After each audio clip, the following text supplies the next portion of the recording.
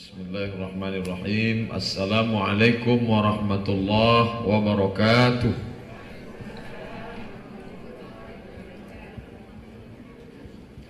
Alhamdulillah.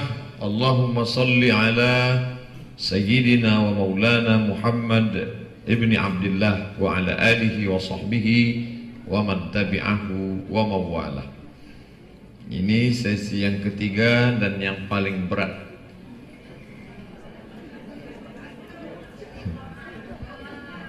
Boleh berpantun tak? Anak raja pergi ke laut di pagi buta. Kalau dah tegang urat perut, maka kendurlah urat mata.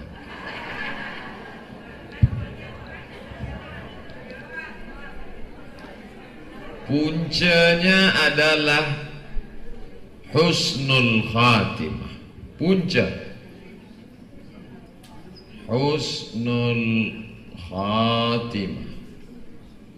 Puncanya husnul khatimah hanya diperolehi oleh orang-orang yang al-istiqamah. Nah, yang menjadi masalah bagaimana boleh istiqamah. Husnul khatimah, ya. Adakah janji Allah bahwa orang istiqamah itu husnul khatimah? Ya, ini ayatnya. Alladzina qalu rabbuna Allah.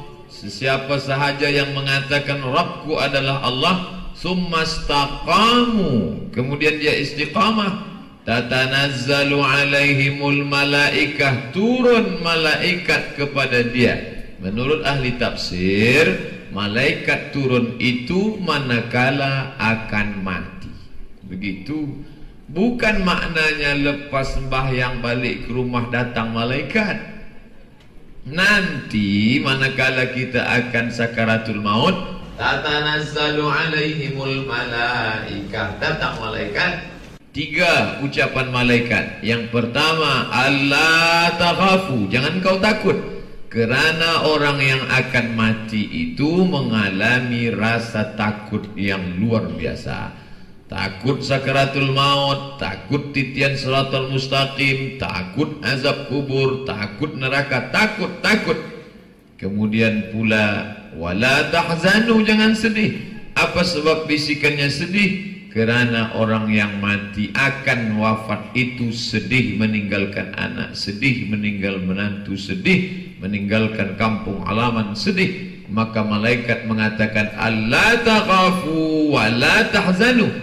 Selepas takutnya hilang, sedihnya melayang, maka saat itu berganti dengan yang ketiga, wa abshiru bil jannati allati kuntum tu'adun.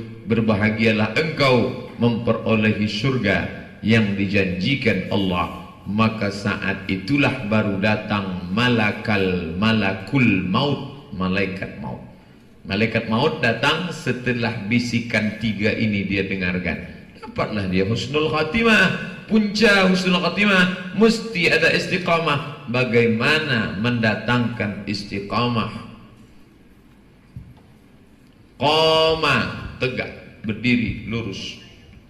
Qad qamatis salatu, qad qamatis salah. Aqimis salah, kata Nabi. Tegak, qama, tegak. Kalau tegak mesti lurus. Tapi tak selamanya kita boleh lurus sebab lelah, sebab letih, miring ke kanan, miring ke kiri. Bagaimana boleh qama, istiqamah? Maka selalulah menengok, memandang orang yang lebih rendah daripada kita, nikmatnya. Jangan pandang yang nikmatnya lebih tinggi. Nikmat apa? Nikmat sehat. Idza marida, bila ada orang sakit, fa'udhu, tengok dia. Menengok orang sakit boleh mendatangkan istiqamah.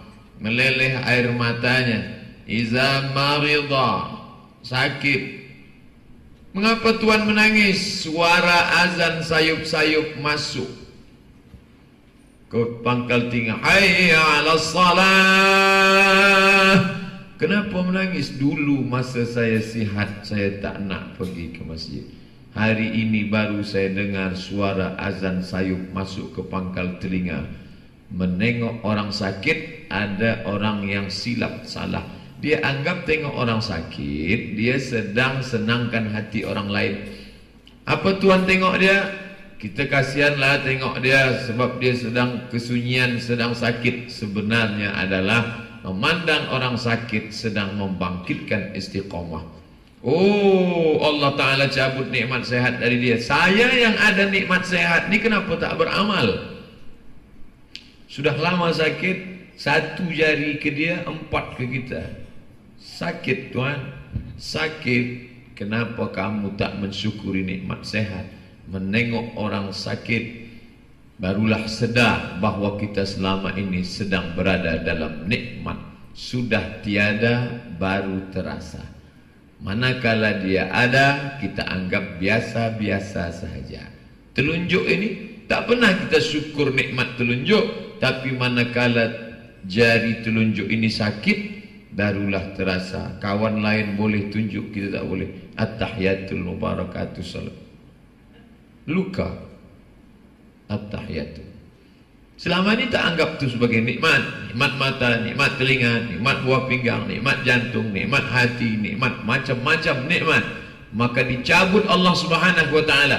Tu'izzu man tasha' wa tudhillu. Bila engkau kuasa, engkau naikkan setinggi-tingginya, dan engkau juga kuasa untuk menjatuhkan serendah-rendahnya.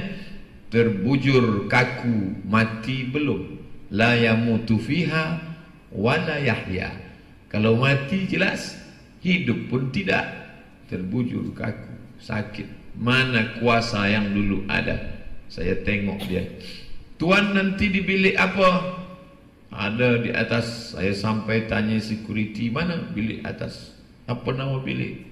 ICU. Oh, ini dia biliknya.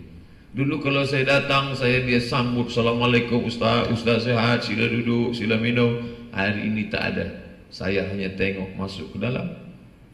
Masuk ke dalam, semua orang luar tengok. Bilik kaca, orang luar tengok saya boleh tengok dia.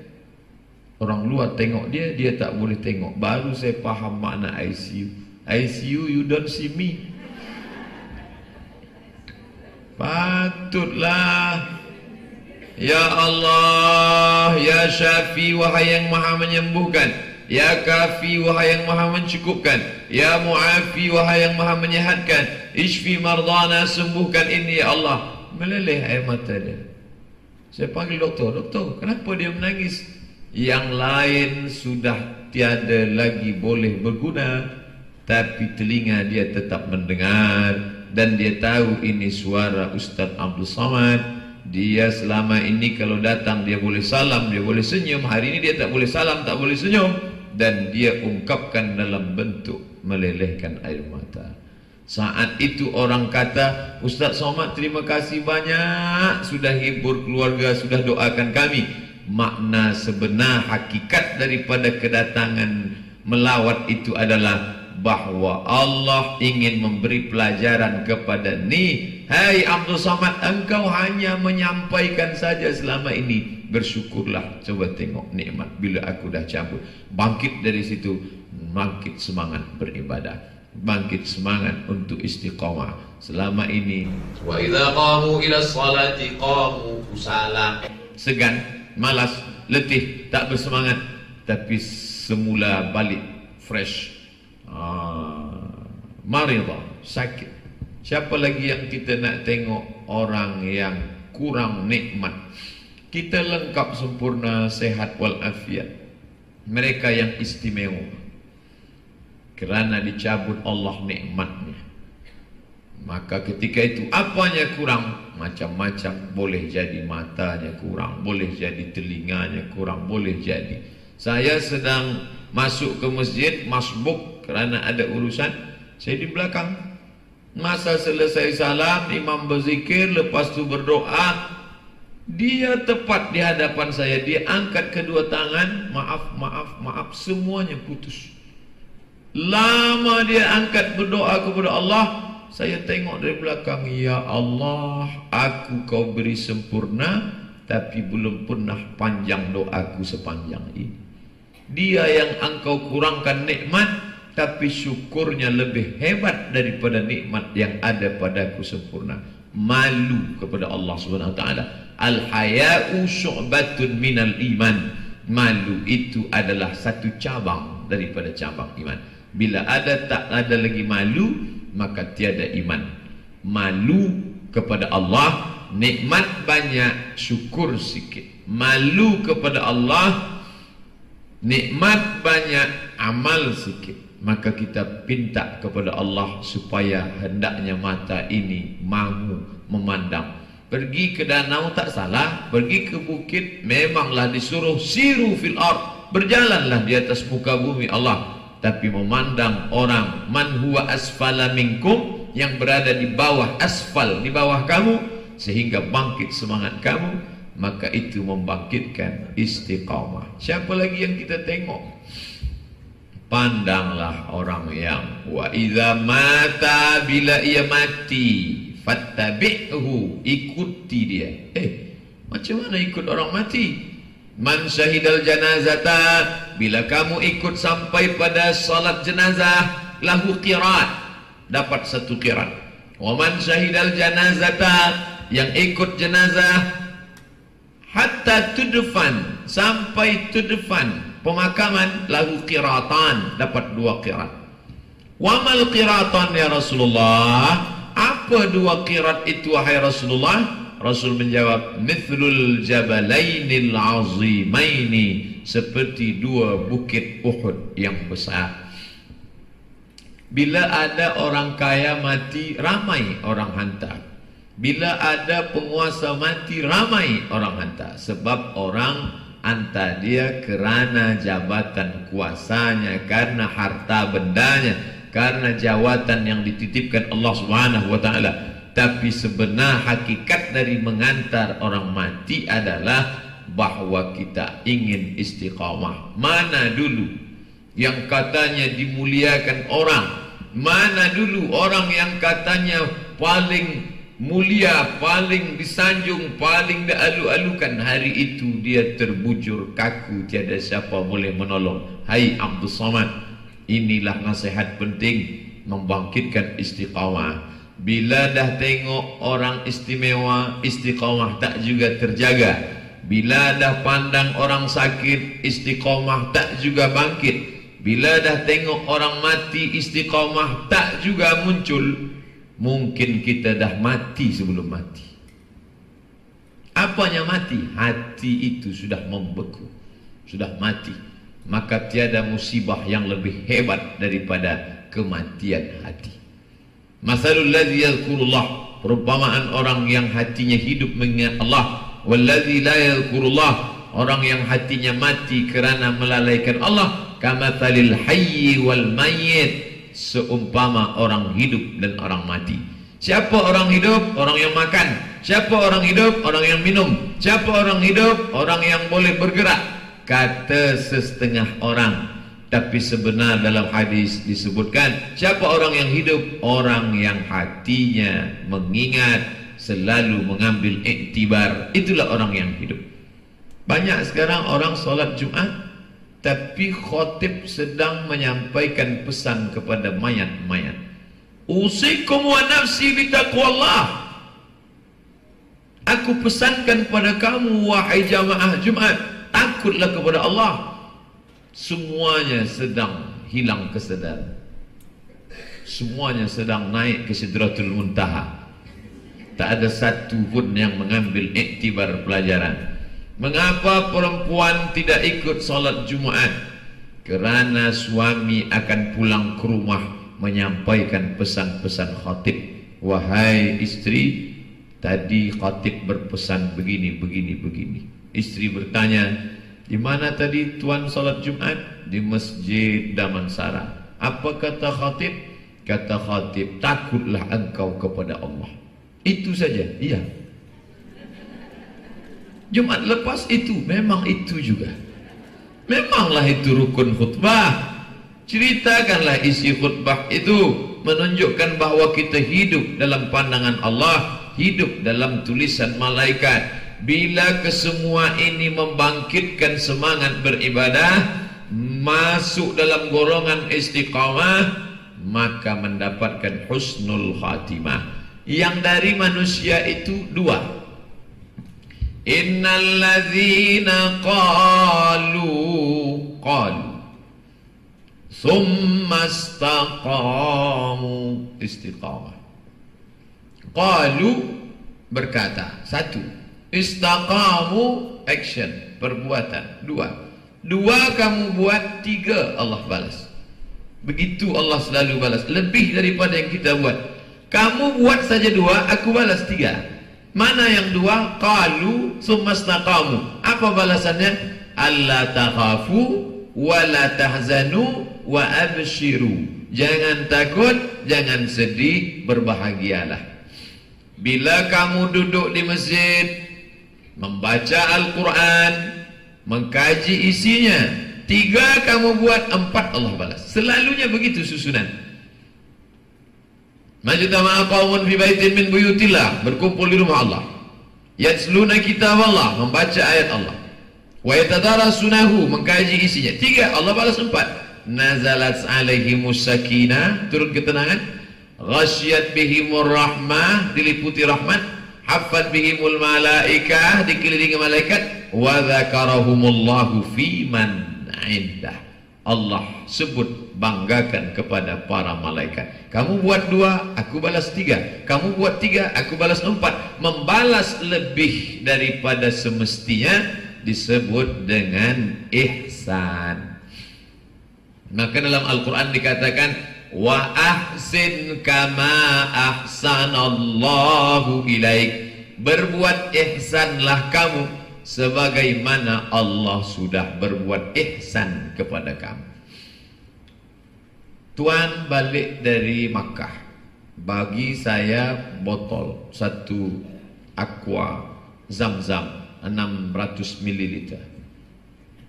Manakala saya balik, saya balas sama, membalas yang sama, 600 dibalas 600, namanya jaza.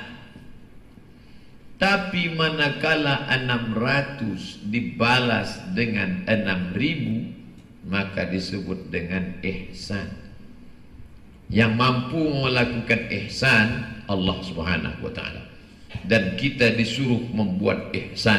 Wa ahsin, nama perbuatannya ihsan, perintahnya ahsin. Berbuat ihsanlah engkau. Kama ahsanallahu ilaik, sebagaimana Allah sudah berbuat ihsan kepada kamu. Apa maknanya? Sehebat apapun amal kita, sesungguhnya kita tidak pernah menandingi perbuatan Allah Subhanahu wa taala. Sanggupkah kita menghitung berapa hembusan nafas? Sanggupkah kita menghitung berapa tetesan darah? Sanggupkah kita menghitung berapa kedipan mata? Sanggupkah kita menghitung berapa detik nyawa? Semua ini, itu semua tak dapat. Maka orang tak pernah berkata, saya sudah beramal, saya sudah sholat, saya sudah puasa, saya sudah bayar zakat. Kamu belum lagi mencapai puncak ihsan. Orang yang ihsan disebut muhsin, jamaknya muhsinin. Innallaha yuhibbul muhsinin. Allah suka kepada orang-orang yang muhsin, berbuat lebih daripada yang disuruh Allah. Tapi dia tak pernah merasa lebih, dia selalu merasa kurang amal. Amal saya ini belum seberapa, kerana Allah selalu balas lebih. Saya buat dua, Allah balas tiga. Saya buat tiga, Allah balas empat. Semoga kita masuk yang istiqamah, insyaAllah. Amin ya rabbal alamin. Dua, bagaimana mengekalkan husnul khatimah? Sentiasa husnuzan kepada Allah. Husnul khatimah mesti diambil melalui husnu, sama-sama husnu. Husnul khatimah diperolehi melalui husnuzan kepada Allah. Bila kamu husnuzan kepada Allah, maka Allah akan balas dengan husnul khatimah. Ada amal zahir, tahan makan, tahan minum, tahan nafsu, amal zahir. Ada amal zahir, bagi infak, bagi sedekah, bagi wakaf, itu amal zahir. Tapi ada amal batin, husnuzan bukan amal zahir. Min a'malil qulub, amal hati. Ridha, kita bahaskan malam tadi, amal hati. Ikhlas, amal hati. Zikir, amal zahir, amal hati. Hati berzikir, mulut menyebut subhanallah, subhanallah, subhanallah. Ada yang dua-duanya. Tapi ada amal hati saja. Sabar. Sabar ni amal hati ke amal badan? Amal hati. Karena sabar tak nampak. Tapi kalau solat, amal badan. Allahu Akbar. Khusyuknya baru amal hati. Maka ada rukun qauli, al-fatihah. Ada rukun fi'li, tegak, ruku', sujud, iktidal, tasyahud. Ada rukun qalbi, hati tak putus dengan Allah Subhanahu wa taala. Qauli, fi'li, qalbi. Nah, maka Allah akan balas husnul khatimah yang ghaib dengan amal yang ghaib. Allah balas husnul khatimah yang batin bukan dengan amal yang zahir, tapi dengan amal yang batin. Apa dia? Husnuzan kepada Allah Subhanahu wa taala. Mengapa dia sakit? Mungkin dia banyak makan haram. Oh, tak. Mengapa dia sakit? Allah ingin angkat derajat dia ke tempat yang tiada balasan kecuali sabar. Man bana masjidan, sesiapa yang bangun masjid, banallah mithlahu baitan fil jannah. Dibina Allah satu istana dalam surga. Bangun, bina masjid. Tapi orang yang sabar, mathalul ladzina yunfiquna amwalahum fi sabilillah, sesiapa sahaja yang berinfak di jalan Allah, kamathali habbah, satu biji, ambatat sab'a sanabil, tumbuh 7 cabang, wa fi kulli sumbulatin mi'atu habbah, dalam setiap cabang ada 100. 700. Wallahu yudha'ifu liman yasha. Allah kuasa untuk melipat ganda lebih daripada itu. Wallahu wasi'un alim. Allah maha luas karunia. Allah maha tahu siapa yang berbuat. Tapi ada sesuatu amalan yang bila dibuat Allah tak sebut balasannya. Apa dia? Innama yuwaffas sabiruna ajrahum bighairi hisab. Tak dapat dihisab, tak dapat dihitung, tak dapat disangka, tak dapat dikira. Maka kita husnuzan kepada Allah Subhanahu wa ta'ala. Dari mana datang sabar? Dari husnuzan. Kalau suuzan, maka akan datang sumpah serapah, caci maki. Mengapa dia yang tidak salat hidupnya tentram? Mengapa dia yang tak pernah mengaji hidupnya tenang-tenang saja? Mengapa saya baru pergi mengaji, datang itu, datang susah, datang mati, datang hilang, datang sakit? Tapi manakala kita husnuzan kepada Allah, maka saat itu kita sedang bersangka baik. Mungkin Allah ingin lepaskan aku dari semua kesalahan. Dan Nabi ajarkan itu. Allah akan sentiasa uji iman hamba itu dengan berbagai macam ujian. Sampai bila? Hatta yamshi alal ardi makanat alaihi khati'ah. Sampai ia berjalan di atas muka bumi, tidak ada dosanya walaupun sebesar ujung rambut. Mengapa? Dosanya sudah habis, disucikan dengan ujian-ujian. La yusibul ma yusibul mu'min min nasabin wala wasamin wala saqamin wala syaukin. Sakit, demam, susah hati, duri, syaukin, duri yang mencucuk tapak kaki, illa kaffarallahu anhu biha sayi'atuh. Dengan itu Allah sudah membersihkan dia sebersih-bersihnya. Maka apapun yang menimpa, berjalan 10 orang, sama-sama berjalan, sama-sama menengok jalan, tapi mengapa kaki kita yang tertusuk duri? Oh, kenapa? Maka kita pandang ke dalam. Mungkin Allah ingin bersihkan saya sebersih-bersihnya. Ini salah satu tips bagaimana mengekalkan husnul khatimah. Apa hubung kait dengan husnul khatimah? Bayangkan bila kita mati dalam keadaan su'uzon kepada Allah. Kaki tertusuk duri, saat itu datang su'uzan, di saat detik yang sama malaikat maut datang. Mati dalam keadaan su'uzan, dan dampak daripada su'uzan adalah su'ul khatimah, sentiasa husnuzan. Sedangkan kepada manusia tak boleh su'uzan. Ya ayyuhalladzina amanu jtanibu katsiran minaz-zan, hai orang beriman jauhi dari zan. Kalau kepada orang beriman saja tak boleh zan, apalagi kepada dia yang menghidupkan dan yang mematikan orang beriman. Yuhyi wa yumit wa huwa ala kulli syai'in qadir. Mana boleh su'uzan? Maka Allah kata dalam hadis qudsi, ana, aku, inda husni zanni abdi bi, aku menurut sangka baik hambaku kepadaku. Tapi hadis ini mesti faham dengan baik. Banyak juga orang baca hadis, dia pakai, dia faham sendiri, dia guna sendiri, dia sesat sendiri. Awak tak ada sembahyang, tak salat, saya husnuzan pada Allah. Allah dah ampun.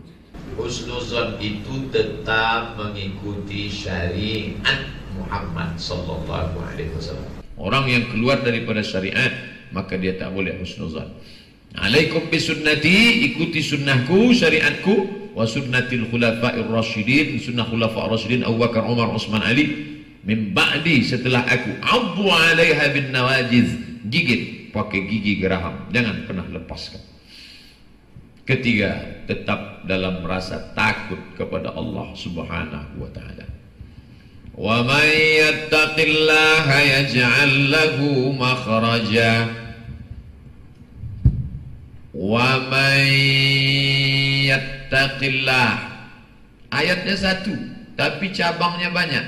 Satu, wa may yattaqillah yaj'al lahu makhraja wa may yattaqillah yaj'al lahu min amrihi yusra wa may yattaqillah yarzuqhu min haitsu la yahtasib wa may yattaqillah yukaffir anhu sayyi'at wa may yattaqillah yu'zim lahu ajra, yu'zim lahu ajra. Semua ini berawal dari yattaqillah. Bila engkau takut pada Allah, Allah beri makhraj, jalan keluar. Setiap ada masalah, engkau tak berputar di air yang tak tahu jalan keluar, berpusing tak tahu jalan keluar.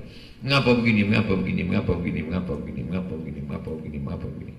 Dia makan obat, dia tidur. Esok dia jaga, mengapa begini, mengapa begini. Maka Allah bagi jalan keluar. Wa may yattaqillah, bila engkau takut Allah, yaj'al lahu min amrihi yusra. Allah beri engkau kemudahan-kemudahan dalam hidup. Wa may yattaqillah yarzuqhu min haitsu la yahtasib. Allah bagi engkau rezeki dari yang tidak disangka-sangka manusia. Wa may yattaqillah, bila engkau takut kepada Allah, yukaffir anhu sayyi'at. Allah akan hapuskan, tutupkan dosa-dosa. Wa may yattaqillah yu'zim lahu ajra. Allah beri balasan engkau lebih daripada yang engkau perkirakan, yang engkau sangkakan. Semua berawal dari yattaqillah. Datang Kabil membawa batu besar, ingin menimpakan batu ke kepala Habil.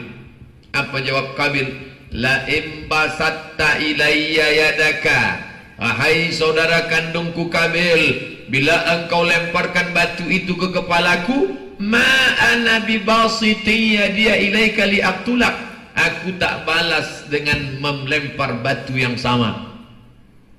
Bila engkau timpakan batu besar itu ke kepalaku, aku tak akan balas melempar batu yang sama. Mengapa? Apakah kerana Habil sakit lumpuh? Bukan. Inni akhafullah, kerana aku takut kepada Allah. Habil mendapat husnul khatimah kerana takut kepada Allah Subhanahu wa ta'ala. Sab'atun yudhilluhum Allah fi dhillihi yawma la dhilla illa dhilluh. Ada 7 orang yang mendapatkan naungan manakala tak ada naungan kecuali naungan Allah. Siapa dia? Rajulun da'athum ra'atun, seseorang yang diajak untuk berzina. Maaf, yang mengajak berzina itu adalah dzata mansibin wa jamalin, zata mansibin, punya kuasa, wa jamalin, dan baik paras rupa. Ada punya kuasa, tak elok paras rupa. Ada paras elok, tak ada kuasa. Yang paling parah, kuasa tak ada, paras tak elok. Ini yang akan mengajak ini, yang elok paras rupa dan berkuasa. Tapi dia menjawab, inni akhafullah, aku takut kepada Allah. Maka sentiasalah saya suka dengan kajian Al-Mukarram Ustaz Mustafa Umar. Bila dia datang Kuala Lumpur, saya ikut. Apa awak suka? Sebab dalilnya banyak. Baik. Kenapa awak suka? Sebab suara dia tak tinggi betul macam Ustaz Abdul Somad. Elok. Kenapa awak suka? Kerana dia. Tapi biarlah, yang membuat kita suka itu adalah bila saya mendengar kajian dia, saya takut kepada Allah. Kajian yang baik bukan kerana selepas mendengarkan kajian hafal dalil, selepas hafal dalil menyalah-nyalahkan orang.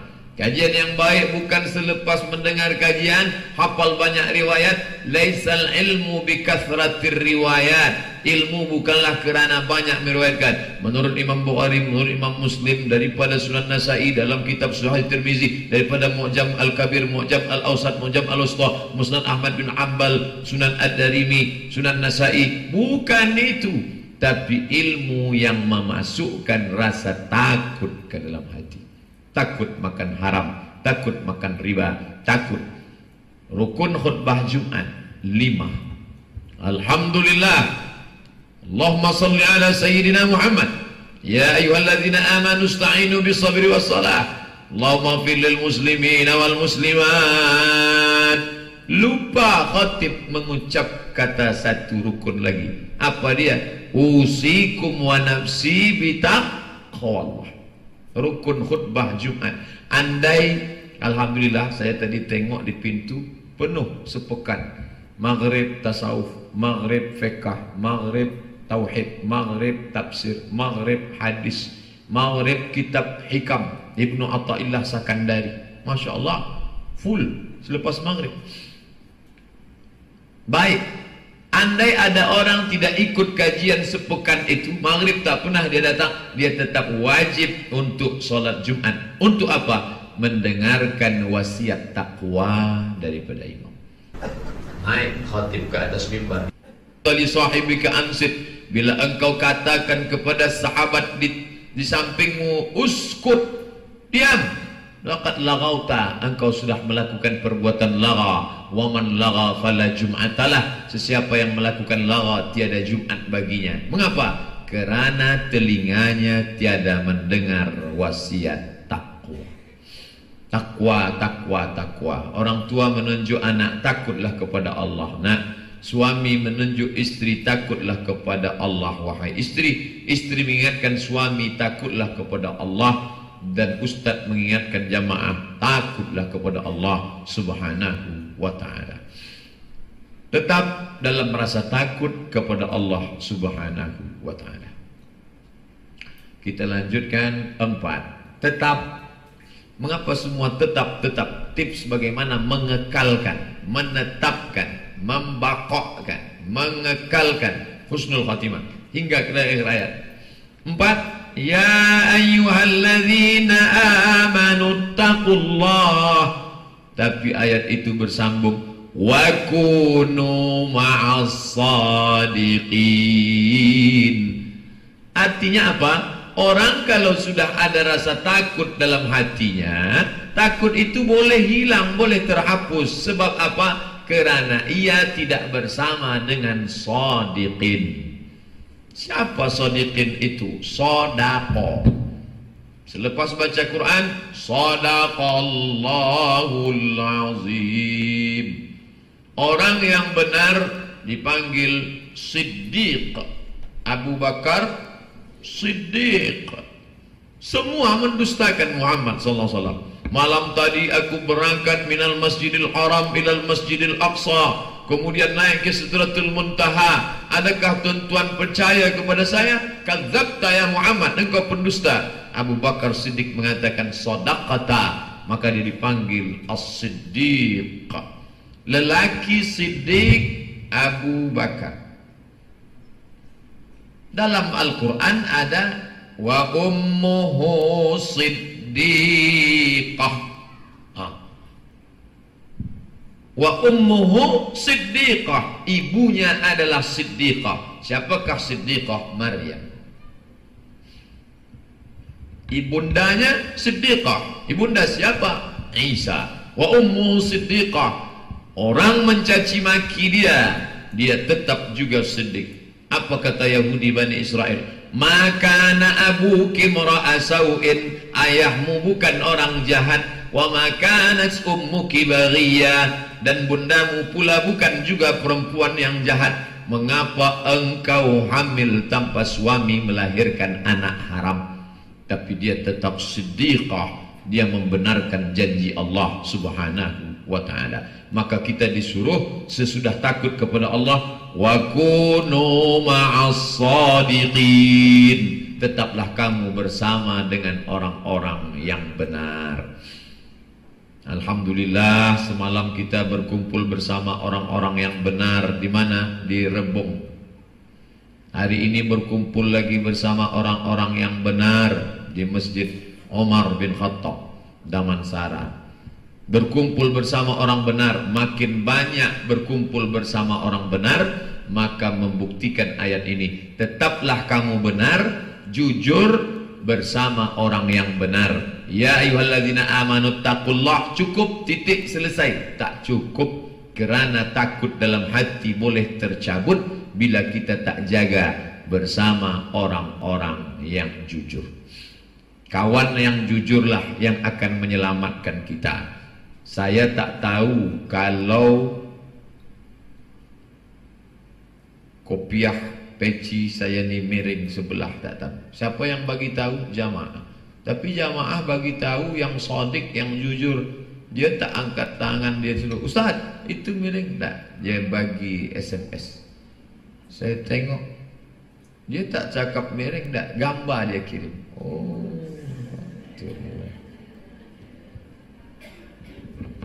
Teman yang baik, kata Imam Ibnu Maskawai dalam kitab Tahdzibul Akhlaq, menghaluskan akhlak. Sahabatmu, bila engkau jumpa orang baik yang meluruskan kesalahanmu, memberitahumu bahwa engkau buat dosa, dan dia mengajakmu dalam kebaikan, pegang dia sampai mati. Pesan Imam Syafi'i.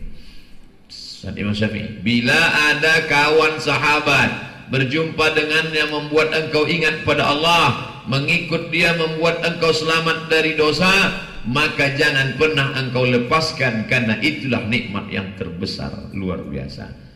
Hari ini bila ada orang dapat sahabat macam tu, dia tak lama berkawan. Kenapa? Kawan ini akan membuat saya susah saja. Asal tuan senang, puji-puji melambung sampai ke atas. Maka Nabi katakan, bila ada orang terlampau memuji kamu, fahsu ala wujuhihim turab, lemparkanlah ke wajah mereka pasir. Besok pergi dari rumah bawa pasir. Bila ada orang puji melampau, fahsu wujuhihim turab. Baik sahabat menunjukkan kekeliruan, kesalahan kita, tapi dia tunjukkan dengan cara yang baik. Cermin baik, tapi cermin tak jujur.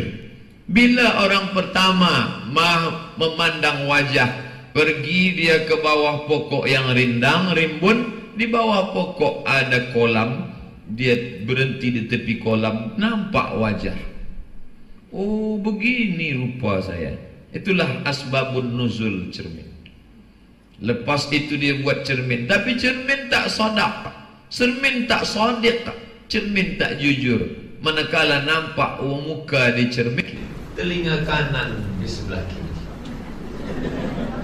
Yang jujur adalah kawan sahabat yang shadiq, maka pertahankanlah itu. Tetap bersama. Ini komuniti dakwah. Bila sudah kita buat, ada pengerusi majlis, nanti akan datang Tuan Fulan, akan datang Habib Fulan, akan datang Ustaz Fulan, akan tiba Syekh Fulan, kita buat kajian ini, kita buat kajian ini, kita buat kajian ini. Itu semua makna wa kunu ma'as sadiqin, hendaklah kamu tetap bersama. Dua ini jangan dipisah. Ya ayyuhalladzina amanu taqullah usikum wa nafsi bitaqwallah. Betul, tapi dia boleh hilang, tercabut dari hati kalau tidak disertai dengan wa kunu ma'as sadiqin. Tapi dia cakap lelaki saja, wa kunu ma'as sadiqin. Kenapa tak ada ma'as sadiqat? Bila disebut lelaki, perempuan sudah masuk sekali. Ya ayyuhalladzina amanu kutiba alaikumus syiyam. Puan tak puasa, tak ada perempuan suruh puasa. Itu ayat untuk lelaki muzakkar. Assalamualaikum, perempuan sudah masuk, tak perlu saya sebut assalamualaikum wa alaikumussalam warahmatullahi wabarakatuh. Bila disebut lelaki, perempuan sudah masuk. Tapi bila disebut perempuan, lelaki belum tentu masuk. Begitu kaedah bahasanya. Oleh sebab itu maka bila dia kata wa kunu ma'as sadiqin, hendaklah kamu merasa bersama. Kun ma'allah, hendaklah kamu bersama Allah. Apa makna bersama? Merasakan kebersamaan dengan Allah. Illam takun ma'allah, kalau kamu belum lagi mampu merasakan bersama dengan Allah, kun ma'aman ma'allah, hendaklah kamu sentiasa bersama dengan orang yang bila kamu jumpa dia, kamu merasa bersama dengan Allah. Bila kamu bicara dengan dia, kamu merasa dekat dengan Allah. Bila dah duduk dengan Ustaz Fulan, hati saya selalu ingat kepada Allah. Oh, dekat dengan orang berzikir, hati kita dekat berzikir. Dekat orang suka shopping, kita pun nak shopping. Dekat orang yang takut kepada Allah, maka bila kata Imam Al-Ghazali, bila engkau dengar kaji tak masuk ke hatimu, ada dua kemungkinan. Pertama, engkau terlampau kenyang, atau yang menyampaikan itu kenyang. Kata Imam Al-Ghazali dalam kitab Ihya Ulumuddin tentang pembahasan masalah afatul batan. Afat, cacat, batan, perut. Saya kalau dengar kaji Ustaz Amrul Somad tak masuklah. Ada dua kemungkinan. Tuan dan puan kenyang, atau saya terlampau kenyang, atau kita sama-sama kenyang. Alhamdulillah tadi kita dah makan. Alhamdulillah. Wa kunu ma'as sadiqin, hendaklah kamu bersama dengan orang-orang yang sadiq. Apakah bersama itu maknanya bersama dalam majlis ini? Ya, makna bersama. Saya sama dengan tuan, tuan sama, kita kaji subuh, kaji asar, kaji maghrib, kaji isya, baca kitab Riyadhus Shalihin, baca kitab Nawawi. Tapi ada makna lain bersama, membaca sejarah hidup mereka, sehingga selepas kita baca bagaimana mereka menjalani hidup, bangkitlah semangat kita untuk beramal soleh. Dan saya amat sangat suka membaca buku-buku sejarah ulama-ulama, karena dalam ilmu hadis mesti dia tahu. Imam Bukhari meriwayatkan dari siapa? Abdullah bin Maslamah. Abdullah bin Maslamah dari siapa? Malik bin Anas. Malik bin Anas dari siapa? Abu Zinad. Abu Zinad dari siapa? Dari Al-A'raj. Al-A'raj dari siapa? Dari Abu Hurairah. Abu Hurairah dari siapa? Dari Nabi. Ini satu-satu ini mesti dikaji. Dia dari mana, lahir tahun berapa, dia keluarga, murid dia siapa, macam mana dia belajar menuntut ilmu. Imam Bukhari lahir di Bukhara, belajar, pergi ke Makkah, pergi ke Madinah, pergi ke Mesir, pergi ke Irak, pergi ke Persia, kembali ke Bukhara. Namanya Muhammad bin Ismail bin Ibrahim bin Mughirah bin Bardizbah. Bardizbah itu datuknya. Yang kelima, agamanya Majusi, masuk Islam, mu'alaf. Lalu kemudian dia pula 16 tahun mengumpulkan hadis, punya kitab Sahih Bukhari. Kitabnya itu berisi 7.275 hadis. Dia cari selama 16 tahun. Jadi manakala kita baca, kita dengan Bukhari 12 abad, 1200 tahun yang lalu, tapi kita merasa seolah-olah seakan kunu ma'as sadiqin, kita bersama dengan Bukhari. Jadi bila ada orang merasa, saya tahu, kamu tahu tak saya dah berapa lama mengaji dengan Ustaz Mustafa? Berapa lama? Dah 5 tahun saya ngaji dengan beliau. Imam Bukhari 16 tahun. Tuan-tuan tahu saya ni belajar di mana? Saya di Kairah tu 4 tahun, lepas tu ke Maghribi 2 tahun, 6 tahun saya di Arab. Ustaz, kalau cuma lama di Arab, unta lebih lama lagi. Jadi kita tak merasa lebih karena syaitan selalu membisikkan engkau lebih. Zuina lahum su'u a'malihim, selalu saja perbuatan buruk itu dibisik oleh syaitan. Alladhi waswis. Oh, salah setan tu Ustaz. Setan memang dari dulu salah. Mana benar? Kalau setan benar, setan tobat namanya. Setan memang tak benar. Yang salah itu adalah kita. Kenapa mahu mendengarkan setan? Nah, kita lawan dia dengan bersama dengan wakunu ma'as-sadiqin. Alhamdulillah Ustaz, saya semula dari mengaji ini sudah tiap malam salat tahajud 8 rakaat ditutup dengan witir, lepas tu baca Quran. Tapi ketika kita merasa amal kita sudah lebih, bandingkan wakunu ma'as-sadiqin, bandingkan dengan orang-orang yang sadiq. Imam Syafi'i, Imam Hambali, Imam Yahya bin Ma'in, 3 orang sama-sama pergi haji. Satu rumah, satu bilik. Lepas sembahyang Isya balik ke rumah Imam Bukhari, tak ada. Yang ada Imam Syafi'i, Imam Hambali, Imam Yahya. Imam Hambali tegak, Allahu Akbar, rukuk sujud, tegak rukuk sujud, tegak rukuk sujud sampai azan subuh berkumandang. Selepas itu mereka sama-sama pergi sembahyang subuh ke Masjidil Haram. Pulang balik dari Masjidil Haram, Imam Syafi'i bertanya, Hambali? Ya. Syafi'i dengan Hambali bersahabat dekat selama mereka di Baghdad, Irak. Maka Imam Hambali tak pernah melupa mendoakan Syafi'i. Da'autu lisyafi'i 40 sana. Aku mendoakan Syafi'i 40 tahun. Rabbi firli wali walidayya wali Muhammad bin Idris Asy-Syafi'i. Begitu ditulis oleh Imam Al-Baihaqi dalam kitab Manaqib Asy-Syafi'i, buku sejarah Imam Syafi'i. Hambali, ya, tadi malam aku tengok pandang engkau dari Isya sampai subuh tegak rukuk sujud. Apa yang kau buat?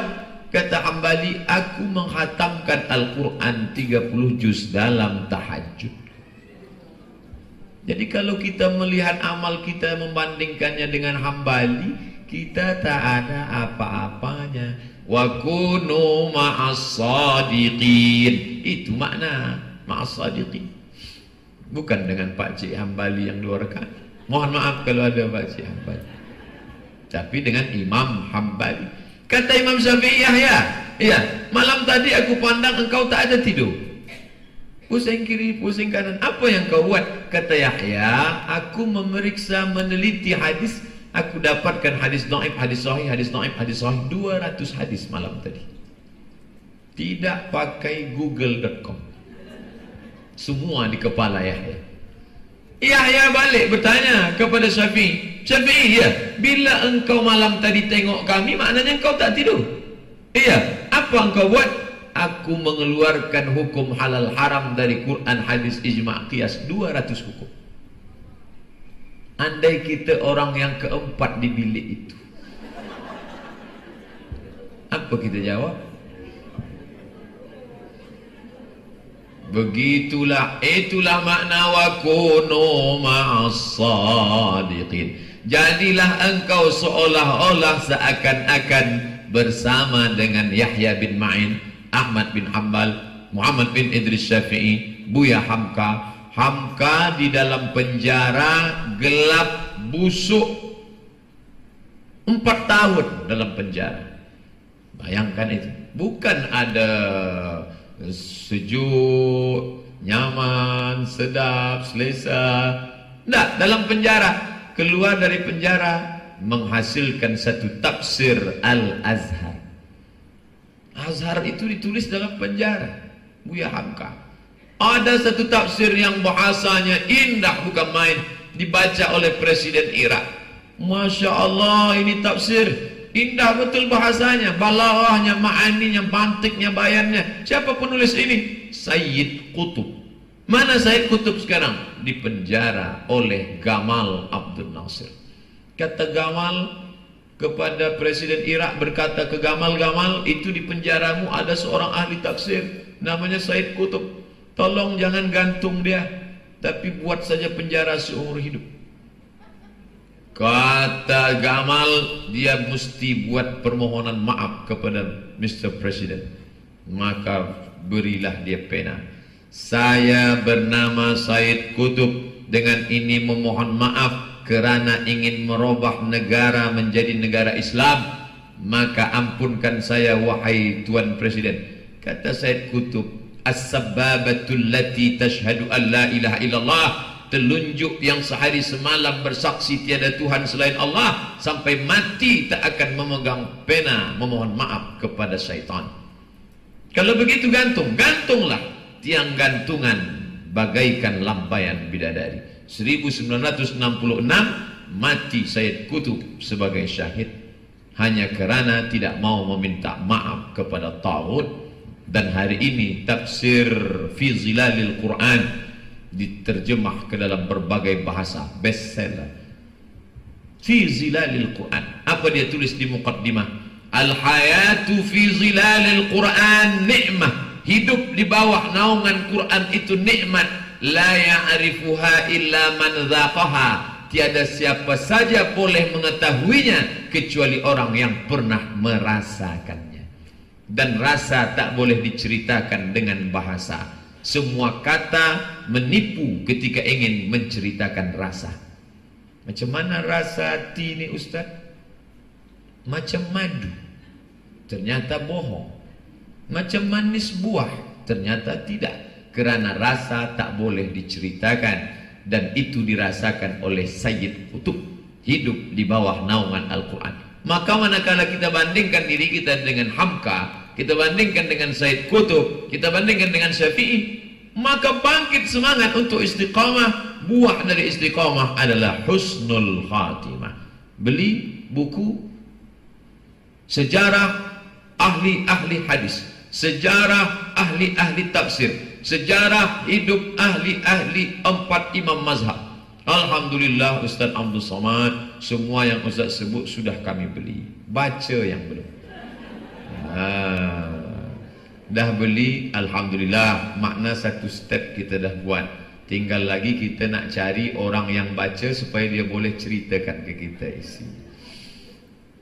Nah, begitulah Allah Subhanahu wa ta'ala mengajak kita. Dia makan, kita makan, dia tidur, kita tidur, dia berdarah, kalau luka kita pun sama. Mengapa dia boleh? Kenapa kita tidak?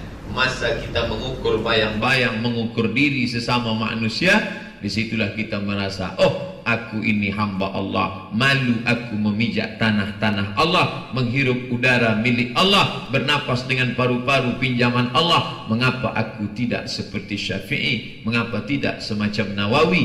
Ittaqullah wa kunu ma'as sadiqin. Sentiasalah bersama orang-orang yang benar kepada Allah Subhanahu wa ta'ala. Silap, lupa, salah tabiat manusia. Yang kelima, jangan pernah merasa benar. Menjadi orang benar baik, tapi merasa diri benar mesti taubat kepada Allah. Saya tak pernah silap, tak pernah lupa, tak pernah salah. Saat itu engkau sedang silap, lupa dan salah. Kullu bani Adam, semua anak Adam khata'un, bersalah. Wa khairul khata'in, sebaik-baik orang yang bersalah, at-tawwabun, orang yang bertaubat. Astaghfirullahalazim, astaghfirullahalazim, astaghfirullahalazim.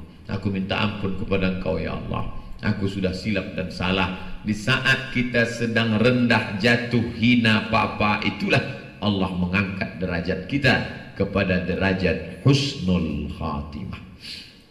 Bila seorang hamba itu paling mulia di hadapan Allah, bukan semasa dia tegak, bukan semasa dia duduk. Bila dia paling mulia? Semasa dia melekatkan keningnya yang tinggi ke lantai tempat tapak kaki.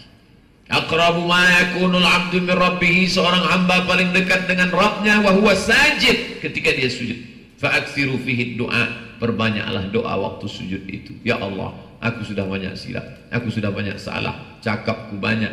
Man kasura kalamuhu kasura saktuhu, sesiapa yang banyak cakapnya dialah yang paling banyak salah. Ini di antara kita ni siapa yang paling banyak salah? Nah, ini yang paling banyak bercakap. 3 jam tambah 1,5, 4 jam setengah. Ini yang paling banyak. Aku yang paling banyak amal. Aku yang paling. Astaghfirullahalazim. Man kasura kalamuhu kasura saktu. Doakan saya Pak Ustaz. Doakan anak saya Ustaz. Doakan juga saya. Kita sama-sama kelah doa anak-anak ya. Hembuskan air ni Pak Ustaz. Saya hembus sekali, kamu hembus 2 kali. Saya tiup sekali, kamu tiup 2 kali. Jika kita mengatakan kalau bukan kerana saya, kalau bukan kerana aku, kalau bukan kerana aku yang mengajar, kalau bukan kerana aku yang menyampaikan hadis ayat ini, maka saat itu kita sedang ananiyah. Ana, aku. Sikit-sikit ana, aku. Orang yang sikit-sikit ana, sebentar-sebentar ananiyah. Ananiyah, aku. Kecuali memang nama dia Ana. Ana nak pergi sebentar ya bang, itu lain lah. Ananiyah, aku. Sikit-sikit aku, sekejap-sekejap aku. Bila ada orang model bentuk macam ini, kita bagi tahu ke dia, Tuan, yang selalu sebut aku dalam Quran itu 4. Pertama Iblis, yang kedua Fir'aun, yang ketiga Qarun, yang keempat awak lah. Ana rabbukumul a'la, aku paling tinggi, kata Fir'aun. Ana khairum minhu, aku lebih mulia daripada dia, kata Iblis. Innama utituhu ala ilmin indi, ini ilmu punya aku, punya saya, kata Qarun. Semua mengaku, memperakui aku. Tapi kita mengatakan la haula wala quwata. La ilaha illallah lahu la syarikalah, lahul mulku wa lahul hamdu, yuhyi wa yumit, wa huwa ala kulli syai'in qadir. Ucapan orang selepas bertaubat, astagfirullah, astagfirullah, astagfirullah. 5, serahkan pada Allah. Kerajaanku, kekuasaanku, jawatanku, lahul mulku, itu punya Allah. Pujilah aku, alu-alukan aku, muliakan aku. Walahul hamdu, dia yang layak dipuji. Ini aku yang hidup tegak berdiri. Yuhyi wa yumit, aku yang berkuasa. Wa huwa ala kulli syai'in qadir. 15 ini mesti masuk ke dalam hati lepas sembahyang 3 kali. Tempat saya 3 kali, di Kuala Lumpur 10 kali. La ilaha illallah syarikalah, lahul mulku wa lahul hamdu. Tapi membaca itu dengan menikamkannya ke dalam tangkai jantung, masuk ke dalam la ilaha illallah la syarikalah, lahul mulku wa lahul hamdu, yuhyi wa yumit, wa huwa ala kulli syai'in qadir. Bukan sekedar mantra di mulut. Qadir. Apa ni sikit-sikit qadir, sikit-sikit qadir. La ilaha illallah la syarikalah, lahul mulku wa lahul hamdu, yuhyi wa yumit. Aku tak ada apa-apa, hanya seperti butiran debu di tengah padang pasir. Begitulah di antara nikmat karunia Allah. Kita ni bukan apa-apa, bukan siapa-siapa. Ma tawadha'a, seorang hamba yang tawaduk, merendahkan dirinya kepada Allah, illa a'azzahullah, maka Allah akan a'azza izzah, mengangkatnya ke tempat yang mulia dan terpuji. Bila Nabi Muhammad diangkat Allah Isra dan Mi'raj, istri tempat mengadu mati, paman tempat bergantung mati. Pergi ke Taif berharap orang Taif menolong, orang Taif melempar dengan batu. Maka pada saat tak ada tempat bergantung, jatuh serendah-rendahnya. Disitulah Allah baru angkat dia setinggi-tingginya. Maka jangan pernah berputus asa ketika jatuh, karena Allah akan angkat engkau, tapi dengan syarat berserah kepada kuasa Allah Subhanahu wa taala dengan taubat. 6, sentiasa dalam taat.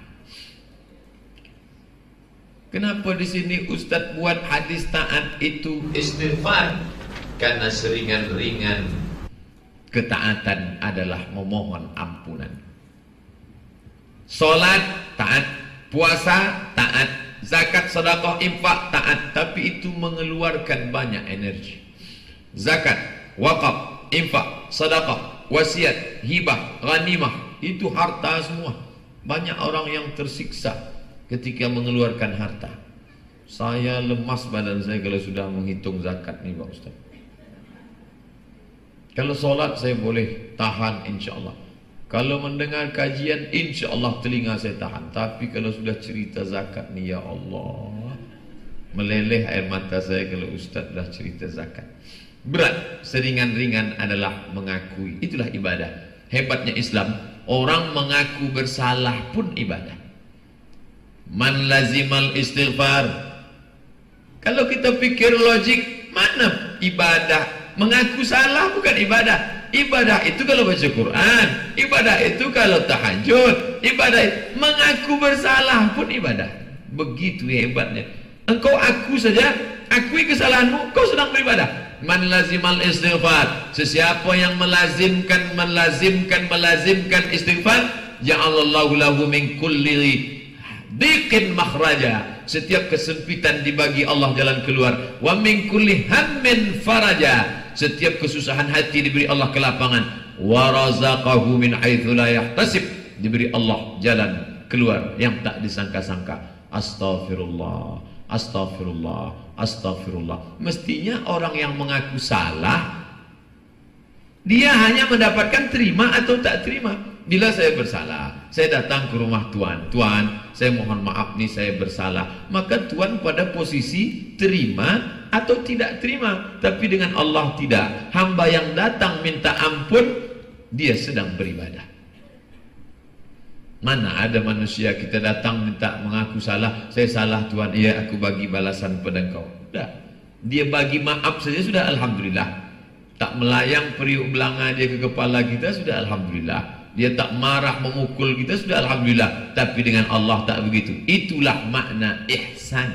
Wa ahsin kama ahsana Allah ilaik. Engkau tak perlu beribadah. Jangankan engkau solat, jangankan engkau tahajud, engkau mengaku salah saja sudah kuanggap sebagai ibadah. Sentiasa dalam taat kepada Allah Subhanahu wa taala.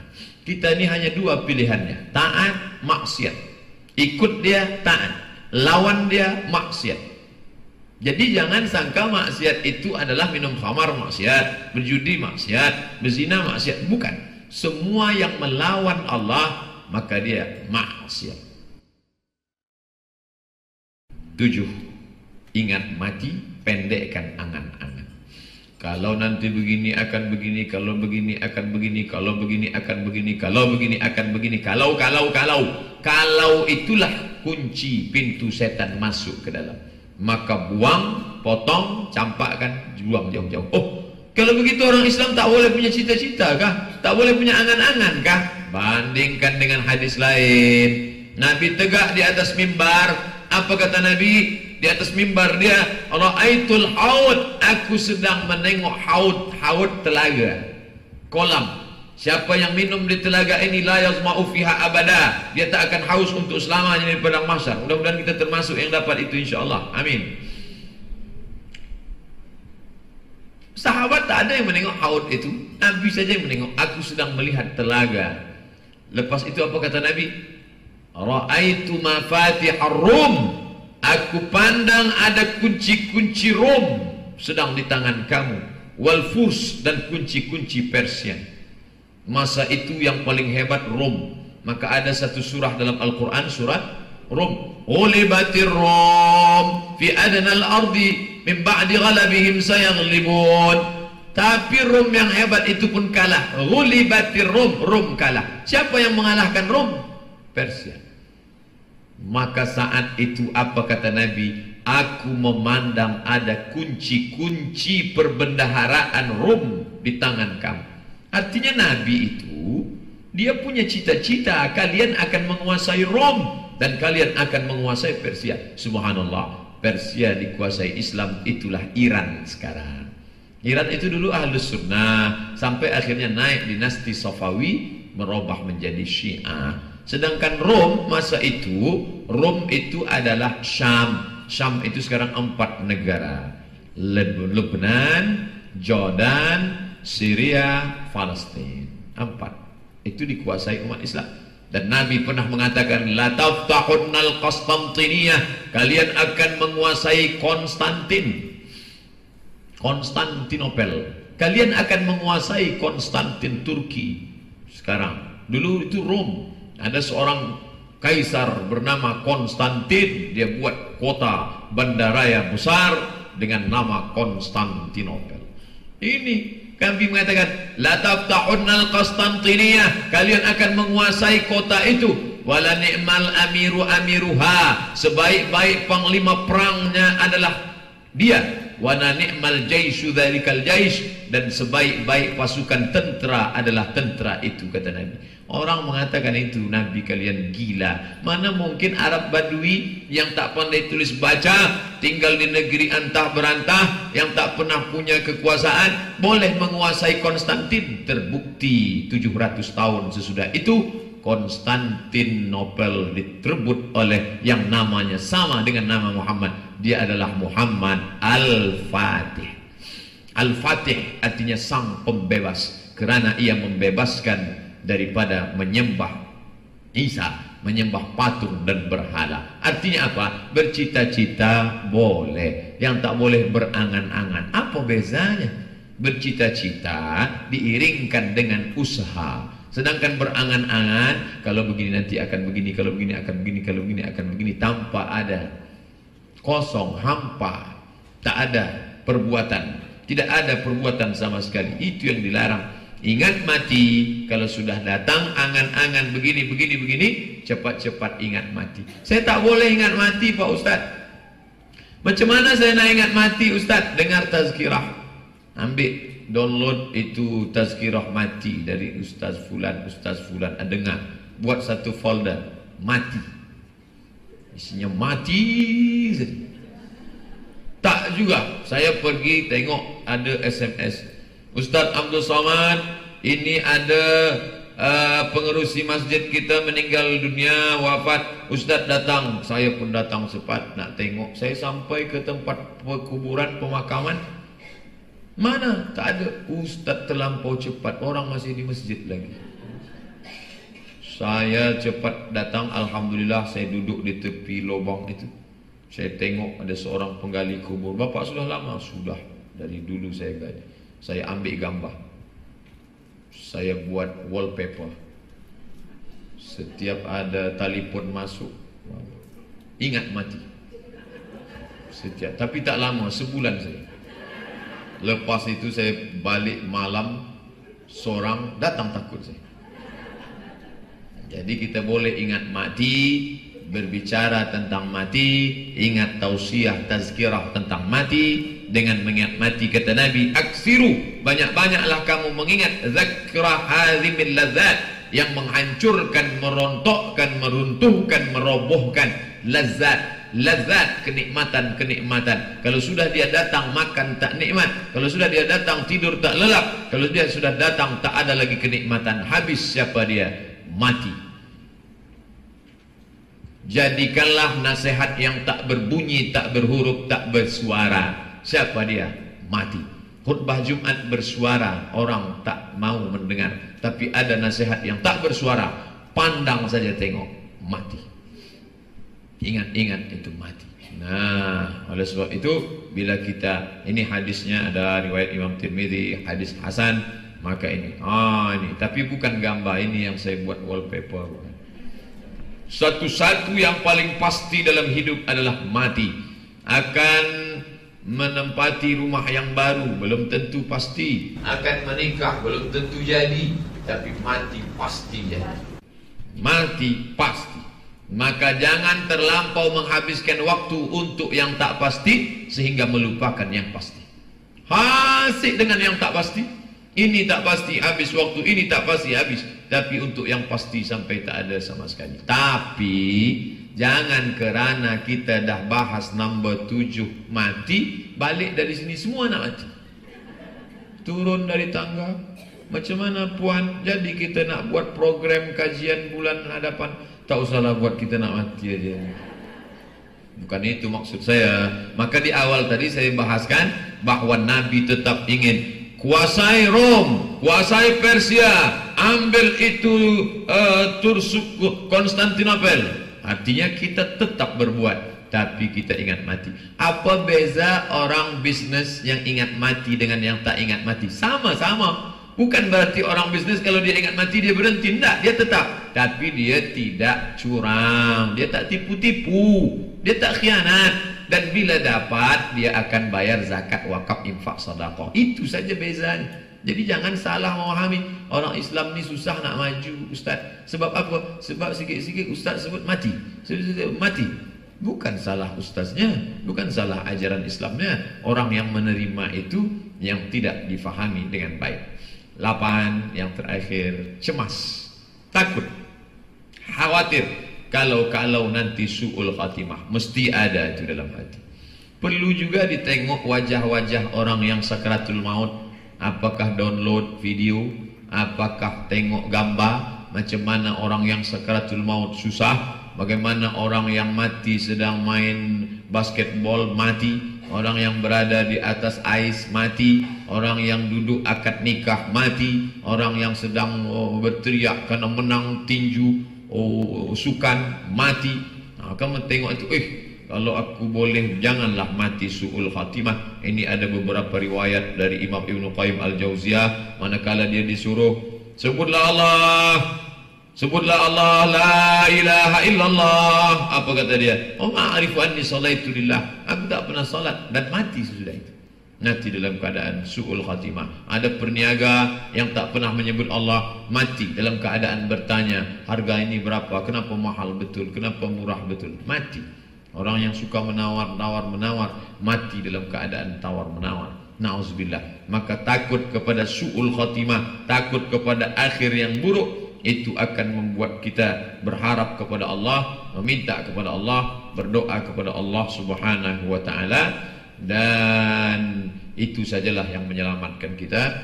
Maka tajuk kita, apa itu husnul khatimah? Ciri-ciri husnul khatimah, kepentingannya, bagaimana memperolehnya, tips bagaimana mengekalkannya. Di akhir majelis ini saya pesankan satu, jangan lupa saling mendoakan. Semoga kita mendapat husnul khatimah.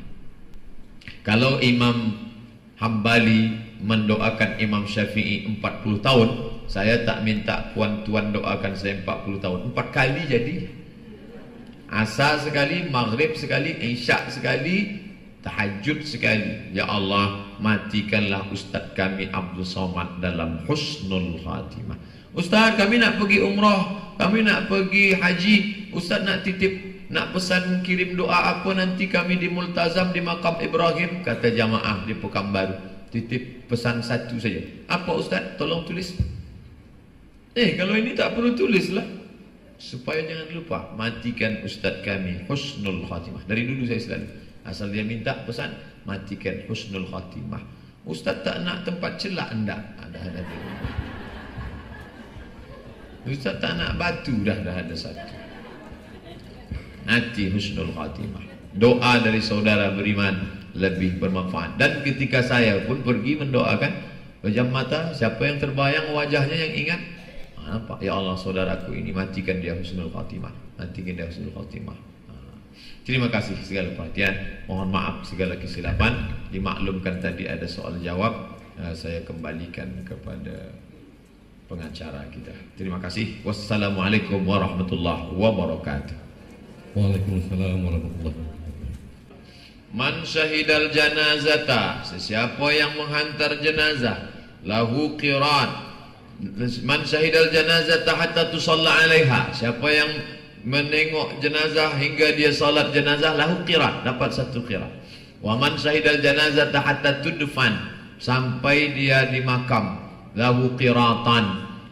Kalau salat jenazah, okey, lelaki, perempuan boleh salat jenazah, tapi menghantar jenazah sampai ke makam, bagaimana dengan perempuan? Maka digantikan dengan hadis Nabi kepada Aisyah, wahai Aisyah, bila engkau melalui makam Baqi, ini rumah Nabi, ini Masjid Nabawi, ini makam Baqi. Maka Aisyah setiap hari, maka kata Nabi, bila engkau lalu di makam Baqi, jangan lupa, jangan diam saja, tapi pandanglah sambil mengucapkan assalamualaikum ya ahlad diyar minal mu'minin wa inna insyaallah bikum lahiqun yarhamullahul mustaqdimina wal mustaakhirin nas'alullah lana walakumul afiyah. Amalkanlah itu, tapi bukan sekadar mulut saja membaca, ingat dalam hati, ingat mati, ambil iktibar, ambil tazkirah, masuk ke dalam ulu hati, jantung, tangkai, maka dia akan merasuk dan merubah cara kita berpikir. Bila awal-awal lagi, kadang kita lupa. Awal-awal mengamalkan doa ini, bila kita lewat melalui makam, sudah lalu makam baru ingat, saya lupa tadi. Tapi bila kita amalkan terus, asal lalu kita baca, tak pernah henti, maka sudah menjadi langsung, automatically. Begitu kita lalu, langsung assalamualaikum ya ahlad diyar minal mu'minin. Bahkan kadang kuburan Cina pun kita bercakap. Saya baru balik dari pulau, ini pengalaman diri sendiri. Baru balik dari pulau, di pulau itu banyak kubur Cina. Pas lalu saya tengok assalamualaikum ya ahlad diyar, lepas tu astaghfirullahalazim. Jadi awal sekarang kita menghadapi orang-orang yang banyak menghafal doa tapi lupa berdoa. Anak-anak kita hafal doa makan, hafaz doa nak masuk bilik, tapi dia lupa baca doa. Apa sebab? Hanya menghafaz tanpa mengamalkan. Maka kita ajarkan, angkat kaki kiri sekali, 2 kali, 3 kali, macam menulis di whiteboard. Sekali agak nampak, 2 kali mulai menyatu, 3 kali sampai dia betul-betul hitam. Maka begitulah amal ini terus tanpa lagi berpikir. Perempuan dapat digantikan dengan lalu di makam, membaca doa, menghayati, mengambil iktibar, tazkirah dengan kematian. Wallahu a'lam bishawab. Assalamualaikum. Waalaikumsalam warahmatullahi wabarakatuh. Ustaz, pertanyaan saya lebih kepada penyakit yang datang dari batin, penyakit hati, daripada hati lah. Umpamanya sebab takut, hasad, mungkin riak, masuk juga lah macam suka melompat dan sebagainya. Ini sifatnya datang dari kala itu dah apa macam dari buku katakan sendiri.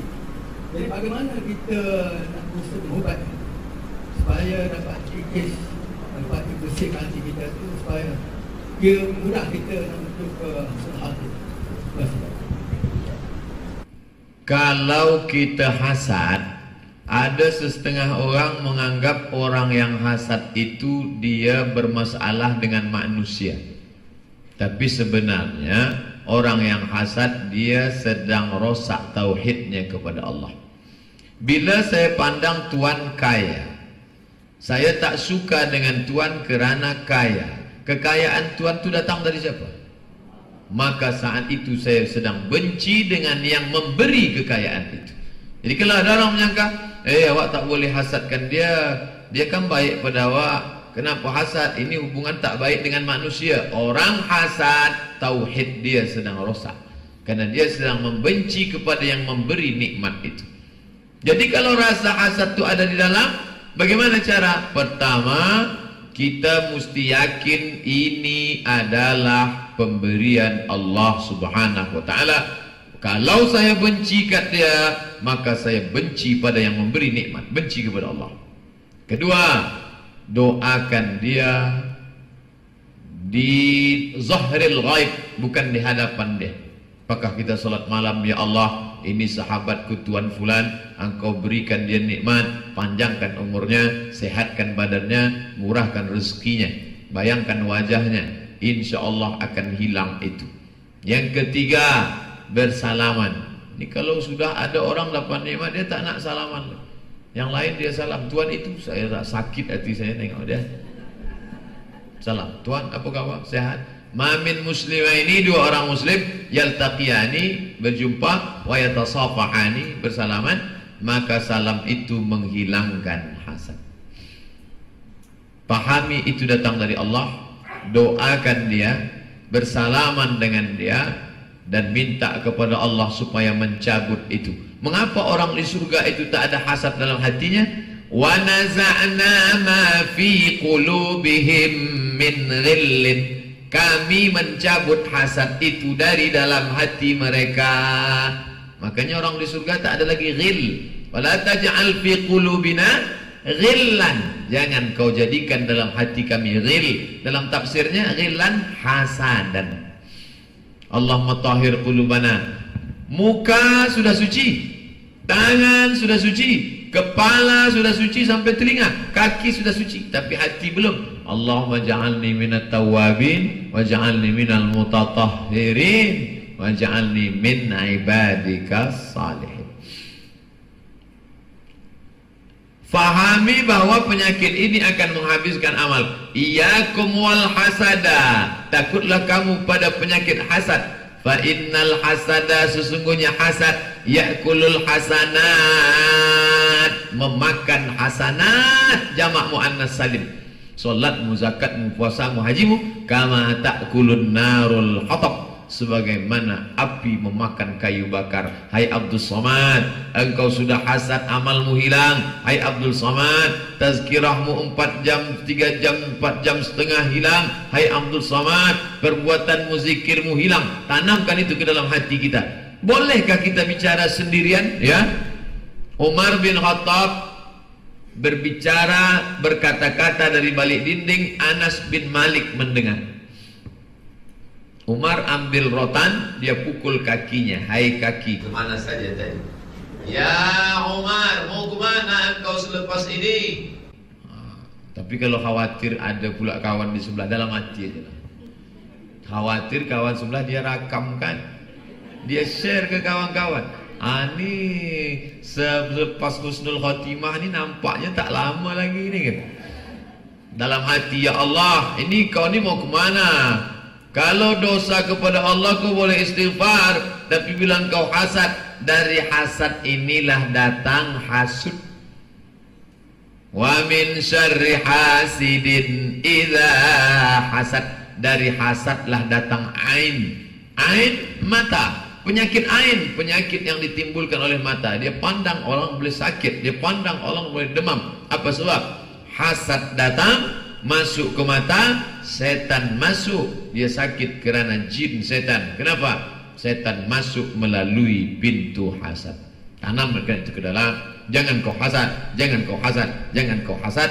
Mohon kepada Allah, perbanyak ibadah. Kita sahajalah yang boleh mengobati diri kita, kerana hanya kitalah yang paling mengerti tentang diri. Siapa yang paling mengerti tentang diri hati Abdul Samad? Halakam ru'un lam ya'rif qadrahu. Orang yang celaka adalah orang yang tidak mengerti dirinya. Diri dia pun dia tak paham. Bagaimana dia nak paham orang lain? Wallahu a'lam.